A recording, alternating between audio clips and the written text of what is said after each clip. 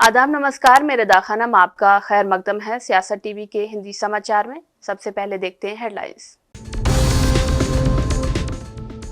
महायुति में कुछ भी ठीक नहीं, पहले एकनाथ शिंदे फिर अजीत पवार और अब भाजपा नेता ही नाराज। धामी कैबिनेट ने यूसीसी नियमावली को दी मंजूरी, जल्द लागू होंगे नियम। सैफ अली खान केस में अवैध बांग्लादेशी की गिरफ्तारी पर बोले संजय राउत, कहा सबसे पहले शेख हसीना को करो भारत से बाहर। मिल्कीपुर उपचुनाव से पहले हटाए जाएं 3 थानाध्यक्ष, सपा ने की मांग। दिल्ली चुनाव पर बोले पायलट, कहा जनता आप और भाजपा से जवाब मांग रही है। 3 महिलाओं के बदले इजराइल को छोड़ने पड़े 90 फिलिस्तीनी। अब समाचार विस्तार से। महाराष्ट्र में नई सरकार बनने से पहले से लेकर अब तक लगातार ऐसी खबरें सामने आ रही हैं कि महागठबंधन में कुछ भी ठीक नहीं है। सरकार बनने के बाद से ही लगातार दोनों डिप्टी सीएम अजीत पवार और एकनाथ शिंदे मुख्यमंत्री देवेंद्र फडणवीस के कुछ फैसलों से नाराज नजर आ रहे हैं। इस बार मामला एकनाथ शिंदे की शिवसेना से जुड़ा हुआ है। दरअसल हाल ही में महाराष्ट्र में फडणवीस सरकार ने संरक्षण मंत्रियों की लिस्ट जारी की, जिसके तहत कैबिनेट मंत्रियों को जिले का गार्जियन मिनिस्टर बनाया गया। एकनाथ शिंदे की शिवसेना ने अपने लिए रायगढ़ और नासिक जिले की मांग की थी, लेकिन सीएम फडणवीस ने इस मांग को नजरअंदाज कर दिया, जिससे एकनाथ शिंदे नाराज बताए जा रहे हैं। सीएम देवेंद्र फडणवीस ने रायगढ़ जिला अजीत पवार गुट की अदिति तटकरे को दे दिया। वहीं नासिक जिले की जिम्मेदारी बीजेपी के गिरीश महाजन को सौंप दी गई। शिवसेना के नाराजगी जताने के बाद सरकार ने दोनों जिलों के गार्जियन पद पर स्टे लगा दिया है। अब इस स्टे से अजीत पवार की एनसीपी और खुद बीजेपी के नेता नाराज हो गए हैं। रायगढ़ जिले में पहले से ही एनसीपी और शिवसेना के बीच में तनाव की स्थिति है। रायगढ़ के लिए संरक्षक मंत्री के पद पर शिवसेना ने पहले से ही अपना दावा किया था। उसके बाद भी ये पद एनसीपी को दे दिए जाने पर एकनाथ शिंदे नाराज हो गए थे। गौरतलब है कि इससे पहले एनसीपी प्रमुख अजीत पवार ने सीएम देवेंद्र फडणवीस के एक फैसले पर गंभीर नाराजगी जताई थी। सीएम ने एनसीपी के 2 कैबिनेट मंत्रियों के फैसलों को रद्द कर दिया था, जिससे एनसीपी चीफ आहत हो गए थे। चिकित्सा शिक्षा विभाग मंत्री हसन मुशर्रफ और सहकारिता मंत्री बाबा साहेब पाटिल के निर्णय पर मुख्यमंत्री ने एक्शन लिया था। इस पर अजीत पवार ने कहा था कि अगर वो चाहते हैं कि महायुति में सब साथ बढ़ें तो कोई भी फैसला लेने से पहले चर्चा करनी चाहिए। उत्तराखंड की धामी कैबिनेट ने यूसीसी मैनुअल को आज मंजूरी दे दी है। मैनुअल को सबसे पहले ही विधान विभाग द्वारा गहराई से जांचा और परखा जा चुका है। मुख्यमंत्री ने मीडिया से बात करते हुए कहा कि 2022 के चुनाव में किए गए वादे को निभाया गया है। उन्होंने कहा कि हमने उत्तराखंड की जनता से वादा किया था कि हमारी सरकार बनते ही यूसीसी बिल लेकर आएंगे और हमने ये वादा पूरा किया। वादा था, हमारा संकल्प था कि हम हमारे आदरणीय प्रधानमंत्री श्री नरेंद्र मोदी जी के नेतृत्व में जब 2022 के चुनाव में देवभूमि उत्तराखंड की जनता के समक्ष गए थे तो हमने ये वायदा किया था कि हम सबसे पहले सरकार बनने के बाद पहला काम करेंगे, यूसीसी का विधेयक लाएंगे। हम यूसीसी का विधेयक लेकर आए और उस पर सभी ड्राफ्ट कमेटी ने ड्राफ्ट बनाया, विधेयक पास हुआ, राष्ट्रपति महोदय की मंजूरी मिल गई, एक्ट बन गया। एक्ट बनने के बाद प्रशिक्षण की जो प्रक्रिया है वह भी हमारी लगभग पूरी हो गई है और आज माननीय मंत्रिमंडल में इस बात पर हमने चर्चा करी कि जल्दी से जल्दी हम उसका डेटों का चूंकि सारी तैयारी होने के बाद, क्योंकि भारतवर्ष में सबसे पहले यूसीसी लागू करने वाला राज्य देवभूमि उत्तराखंड बनने जा रहा है, तो सभी चीजों की समीक्षा करने के बाद हम जल्दी ही डेटों का ऐलान करेंगे। कांग्रेस नेता प्रमोद तिवारी ने भाजपा पर हमला बोलते हुए कहा कि भाजपा इतिहास को तोड़ना मरोड़ना चाहती है, जबकि कांग्रेस इतिहास के प्रति प्रतिबद्ध है। खासकर राहुल गांधी, हम संविधान और संवैधानिक संस्थाओं की रक्षा करेंगे। भाजपा के इशारे पर संवैधानिक संस्थाओं द्वारा संविधान का पालन नहीं हो रहा है। मुझे लगता है भाजपा इतिहास को तोड़ना मरोड़ना चाहती है और कांग्रेस पार्टी प्रतिबद्ध है, कटिबद्ध है, कृत संकल्पित है, और राहुल गांधी खास तौर से कि हम संविधान और संवैधानिक संस्थाओं की रक्षा करेंगे। तो राहुल गांधी ने क्या कहा, मैं तो खुद वहां मौजूद था। उन्होंने जिस तरह संवैधानिक संस्थाओं द्वारा संविधान की भाजपा के इशारे पर, सरकार के इशारे पर पालन नहीं हो रहा है, उसकी ओर उंगली उठाई। वो उनका कर्तव्य है, उनका फर्ज है। एक नेता विरोधी दल नहीं उठाएगा तो कौन उठाएगा? अगर संविधान, तो उन्होंने जो कुछ राहुल गांधी ने कहा उस संविधान की रक्षा के लिए, संविधान के जिस तरह दुरुपयोग हो रहा था उसके खिलाफ, भारत के संविधान को, भारत की संवैधानिक संस्थाओं द्वारा जिस तरह तोड़ा जा रहा है, एक बहादुर निडर आदमी उठा। और फिर भाजपा, जहां उनकी राज्य सरकार होती है, वो इतना राहुल गांधी से डरते हैं, घबराते हैं कि मुकदमे उन पर कर देते हैं। हमने देखा था, सदस्यता समाप्त करने के लिए वो बात की गई थी, पर यहाँ तो कुछ संविधान का उल्लंघन हुआ ही नहीं। भाजपा नेता जगदम्बिका पाल ने कहा कि एक कमेटी जेपीसी की ओर से गठित की गई है ताकि सभी स्टेक होल्डर्स के साथ बात की जा सके। इसमें राज्यों के अधिकारी, वक्फ बोर्ड, अल्पसंख्यक आयोग, अल्पसंख्यक समुदाय के संगठन, इस्लामिक स्कॉलर्स और अन्य संबंधित पक्ष शामिल हैं।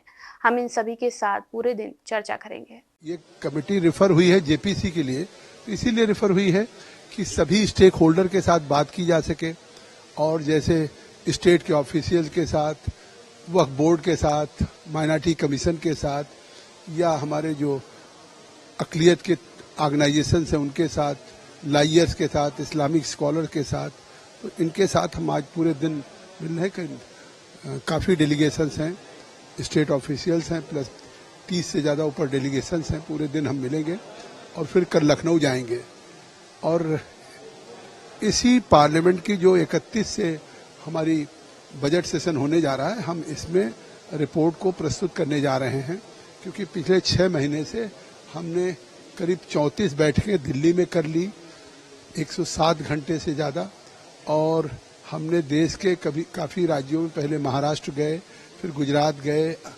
तेलंगाना गए, कर्नाटका गए, तमिलनाडु गए, असम, और हम उड़ीसा के, और अभी बिहार होकर के।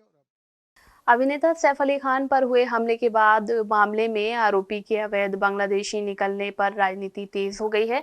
शिवसेना यूवीटी के सांसद संजय राउत ने भाजपा पर निशाना साधा है। उन्होंने कहा कि सभी बांग्लादेशियों को निकाला जाना चाहिए और इसकी शुरुआत शेख हसीना से होनी चाहिए, जिन्हें शरण दी गई है।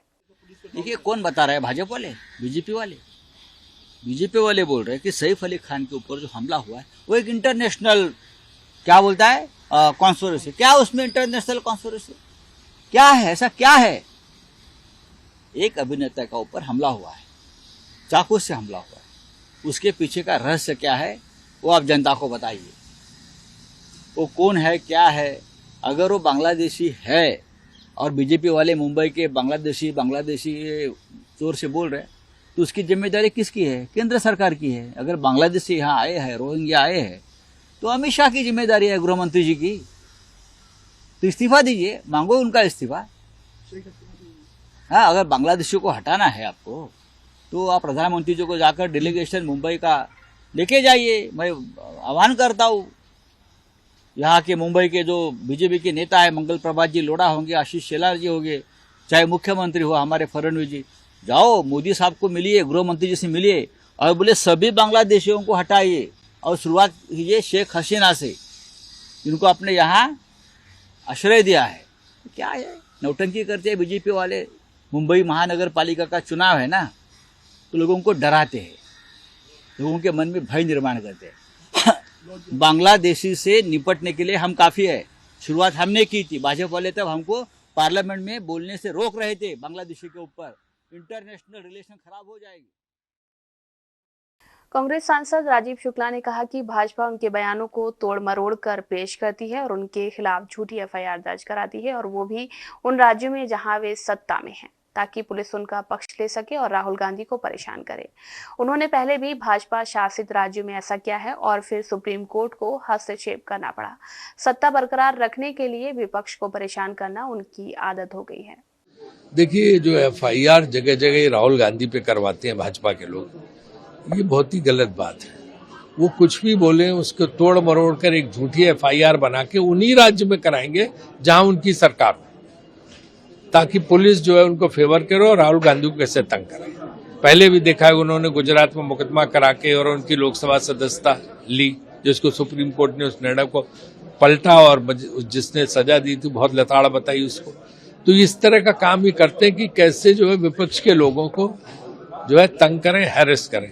इसी तरह से भी झूठी जो है एफआईआर दर्ज कराई है, और उन्हीं राज्य में है जहां पे भाजपा की सरकार है। तो वही सुप्रीम कोर्ट को फिर दखल देना पड़ता है, क्योंकि न्याय जो सही बात है फिर सुप्रीम कोर्ट को कहनी पड़ती है। ये जहां जहां इनकी सरकारें हैं वहां ये पूरा जो है 3 तिकड़म के जरिए राहुल गांधी के खिलाफ इस तरह की FIR दर्ज कराते उनको तंग करने के लिए। इनकी आदत है कि विपक्ष के लोगों को तंग करो और किसी तरह से सत्ता पे कब्जा बनाए। राज्यसभा सांसद स्वाति मालीवाल ने कहा कि दिल्ली की हालत पहले इतनी खराब नहीं थी। सड़कें टूटी हुई हैं, सीवर ओवरफ्लो हो रहे हैं, हर जगह कूड़े के ढेर लगे हुए हैं और लोगों के घरों में दूषित पानी आ रहा है। द्वारका की कॉलोनी और भलसवा की झुग्गियों में गंदा नल का पानी आ रहा है। पानी मुफ्त है, लेकिन लोगों को हर दिन बाहर से साफ पानी खरीदने के लिए पैसे खर्च करने पड़ते हैं, जबकि शीश महल में करोड़ों की जलापूर्ति व्यवस्था है। दिल्ली में अलग अलग विधानसभा क्षेत्र में मैं जा रही हूँ, मुझे वहाँ से कंप्लेंट्स आ रही हैं और इस वक्त जो दिल्ली का हाल है, इतना बुरा हाल कभी नहीं हुआ। सड़कें टूटी पड़ी हैं, नालियाँ ओवरफ्लो कर रही हैं, जगह जगह कूड़े के ढेर पड़े हैं और घरों के अंदर सड़ा हुआ पानी आ रहा है। अभी कुछ दिन पहले मैं द्वारका गई थी, वहां घर के अंदर, कॉलोनी के घर के अंदर से कई महीनों से काला पानी नल के द्वारा आ रहा है। अभी मैं झुग्गी गई भलसुआ की और वहां पर सारी झुग्गियों में नलों के अंदर से पीला सड़ा हुआ पानी झागदार वो निकल कर आ रहा है। तो मैं जानना चाहती हूँ दिल्ली सरकार से कि क्या इन्होंने कोई नई स्कीम शुरू करी है कि घर घर ये बियर पहुंचाएंगे, कि बियर दिखने जैसा पानी ये अब घर के अंदर नलों में आ रहा है। वो पानी इतना जहरीला है कि पीना तो छोड़ दीजिए, अगर उसको कोई छू भी लेगा तो भी वो बीमार पड़ रहा है।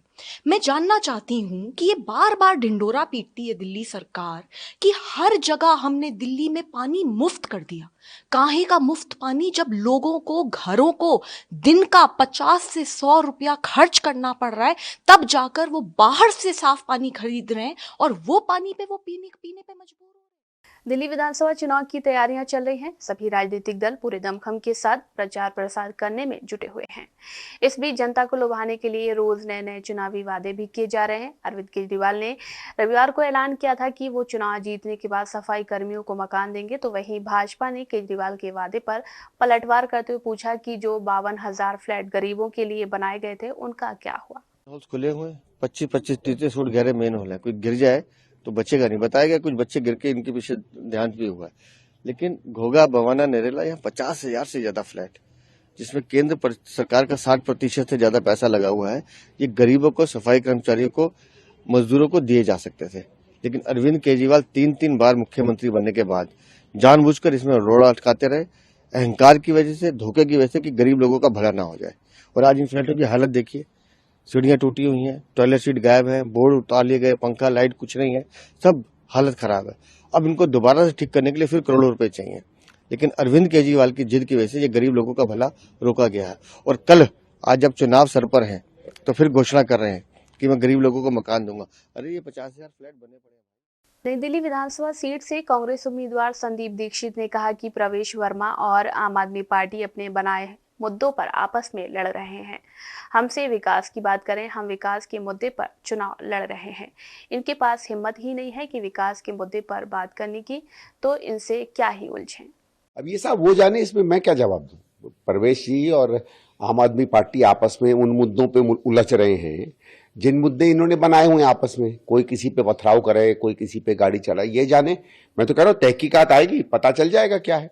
हमसे विकास की बात करें ना, आप भी, मैं ये आग्रह है, हम विकास पर चुनाव लड़ रहे हैं और विकास के मुद्दे पे आए तो जवाब दें, आदमी अपनी बात पूछे।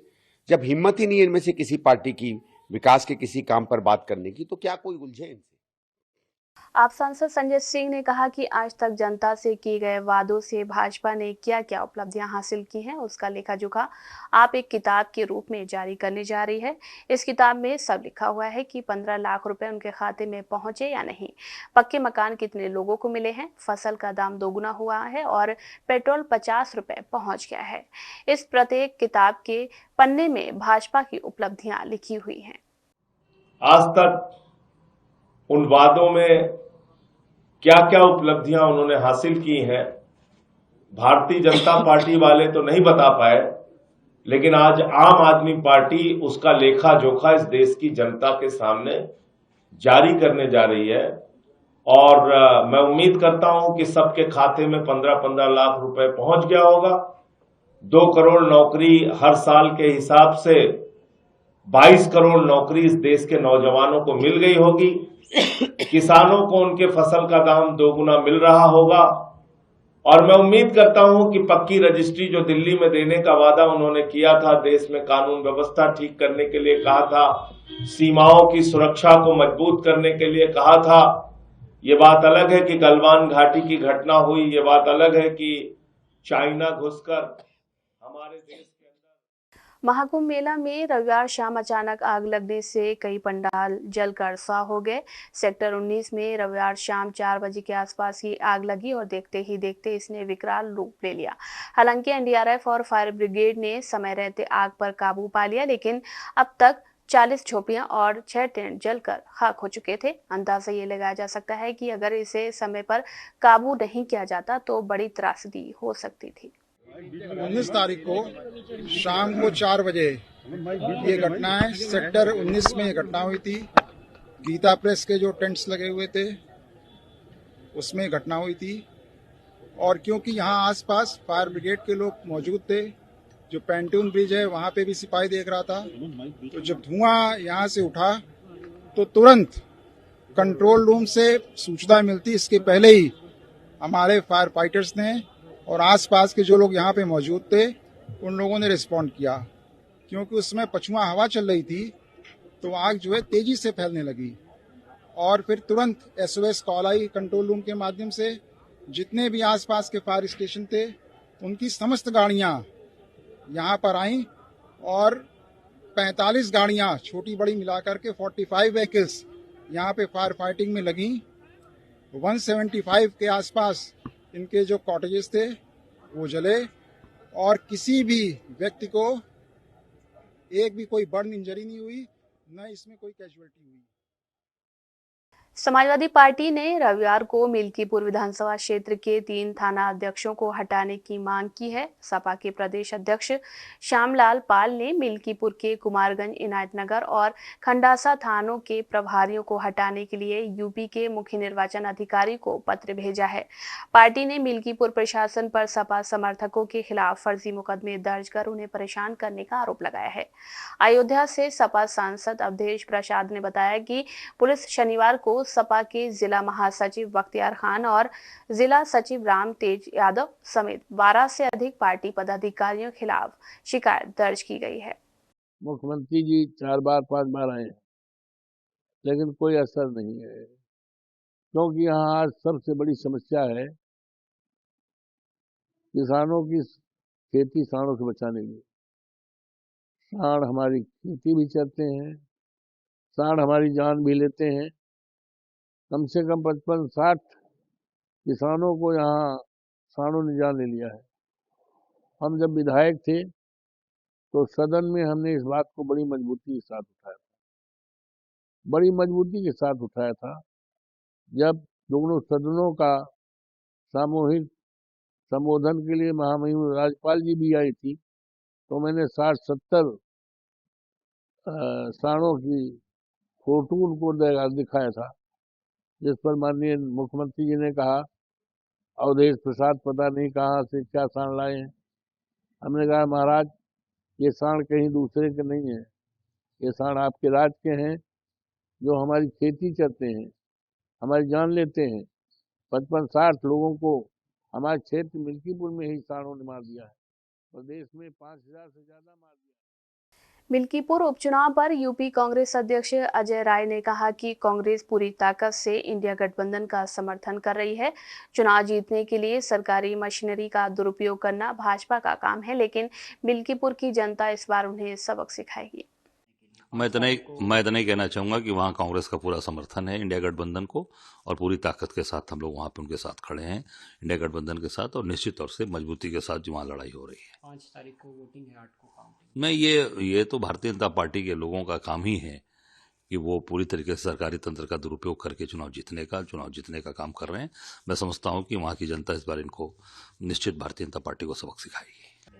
तो वहाँ पर जितना भी स्नान करने वाले हैं, जितने भी कुंभ में आ रहे हैं, वो पूरे देश के लोग, पूरी दुनिया के लोग, तो हमारी आस्था का है। आस्था की वजह से सारी चीज़ें आ रही। कोई नई परंपरा इन्होंने नहीं शुरू कर दी कि भाजपा के कार्यकाल में भाजपा की सरकार में लोग आ रहे हैं। वो आज से नहीं, सैकड़ों हजारों साल से परंपरा है और मान्यता है हमारी कि अमृत, वहाँ पर अमृत वर्षा होती है, तो उसका अमृत पान करने के लिए पूरे देश और दुनिया के लोग आ रहे हैं। सभी दर्शनार्थी जो आए स्नानार्थी, उनका मैं स्वागत करता हूँ, अभिनंदन करता हूँ और निश्चित तौर से वो आए, वहाँ पर आकर आशीर्वाद लें। आरजेडी नेता तेजस्वी यादव ने कहा कि मुख्यमंत्री की यात्रा का नाम तो प्रगति यात्रा है, लेकिन वास्तव में ये दुर्गति यात्रा है। महिलाओं के लिए जो बिहार के मुख्यमंत्री का बयान सामने आया है, ये बिहार के लोगों को शर्मसार करने वाली बात है। अब मुख्यमंत्री जी थक चुके हैं। अगर 20 साल तक एक जमीन पर एक ही ब्रांड का बीज बोया जाएगा तो जमीन भी खराब होगी और फसल भी नहीं आएगी। मुख्यमंत्री यात्रा में है, अब कौन सा नाम तो रखे हैं प्रगति यात्रा, लेकिन असल में दुर्गति यात्रा है। मुख्यमंत्री के जाने के बाद सब खोल खाल के निकाल लेता है, सब लाता है, सब ये रेंट पे।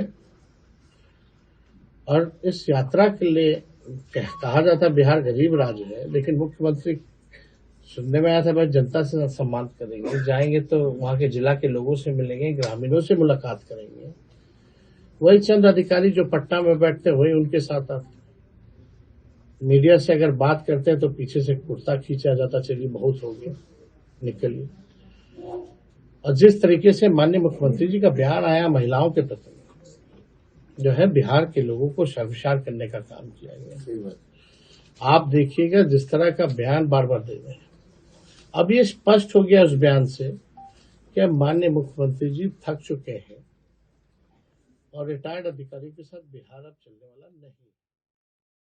राजस्थान के पूर्व डिप्टी सीएम सचिन पायलट आज उदयपुर पहुंचे। उदयपुर एयरपोर्ट पर मीडिया से बातचीत करते हुए सचिन पायलट ने वर्तमान मुद्दों पर खुलकर अपनी प्रतिक्रिया जाहिर की, साथ ही दिल्ली चुनाव पर भी बड़ा बयान दिया। सचिन पायलट ने दिल्ली विधानसभा चुनाव को लेकर कहा कि दिल्ली की वर्तमान सरकार को कई बार जनता ने मौका दिया, राज्य और केंद्र सरकार के चक्कर में लोग पिस रहे हैं। अब दिल्ली की जनता के पास कांग्रेस बेहतर विकल्प बनकर सामने आई है। चुनाव जो होने वाले हैं उसमें जो राज्य सरकार है उसको दिल्ली की जनता ने बहुत बार मौके दिए, केंद्र सरकार को कई बार मौके दिए। पिछले 10-12 सालों से दिल्ली में दोनों राज्य और केंद्र सरकारों की जो वर्चस्व की लड़ाई है उसमें दिल्ली के लोग पिस रहे हैं और कांग्रेस पार्टी एक बेहतर विकल्प बनकर सामने आई है। हम लोगों ने जनता को कुछ गारंटीज दी हैं और जब कांग्रेस सरकार थी शीला दीक्षित जी की, तो विकास जो हुआ था दिल्ली में जनता उसको याद कर रही है। और मुझे लगता है कि आपस की वर्चस्व की लड़ाई में अपने आप को बड़ा साबित करने में शीश महल और राजमहल में कितना रुपया खर्च हुआ, इन चर्चाओं से हटकर कांग्रेस ने एक बेहतर ब्लूप्रिंट जनता के सामने प्रस्तुत किया है। मुझे पूरा विश्वास है कि मजबूती से लड़ेंगे, परिणाम अच्छे आएंगे और कांग्रेस पार्टी का परफॉर्मेंस पहले से बहुत बेहतर रहेगा दिल्ली के अंदर। पिछले करीब 15 महीने तक चले गाजा युद्ध में संघर्ष विराम के बाद गाजा से जीत का जश्न मनाने वाली तस्वीरें सामने आई हैं। कुछ इस तरह का ही जश्न वेस्ट बैंक में भी देखने को मिला। संघर्ष विराम के पहले दिन हमास ने 3 महिला बंधकों को रिहा किया, बदले में इजराइल ने 90 फिलिस्तीनियों को। साथ ही इजराइल सेना भी गाजा के आबादी वाले क्षेत्रों से बाहर निकल गई और हमास ने गाजा में अपना प्रशासन रिस्टोर करना शुरू कर दिया है।